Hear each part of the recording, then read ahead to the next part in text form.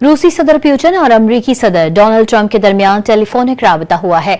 अमरीकी वजीर खारजा Marco Rubio कहते हैं, अगले चंद रोज में वाज़ेह हो जाएगा कि रूसी सदर अमन के लिए संजीदा हैं या नहीं।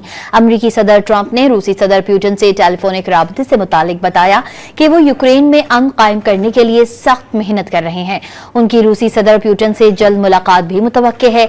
दूसरी जानिब अमरीकी वजीर खारजा मार्को रूबियो ने अमरीकी टीवी चैनल से गुफ्तगू में कहा कि फिलवक्त यूक्रेन जंग खत्म करने का कोई तरीका काबिल अमल नजर नहीं आता। रूसी सदर पुतिन और अमरीकी सदर डोनाल्ड ट्रंप के दरमियान टेलीफोनिक राबता हुआ है।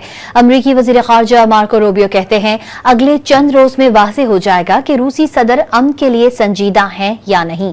अमरीकी सदर ट्रंप ने रूसी सदर पुतिन से टेलीफोनिक राबते से मुतालिक बताया कि वो यूक्रेन में अमन कायम करने के लिए सख्त मेहनत कर रहे हैं।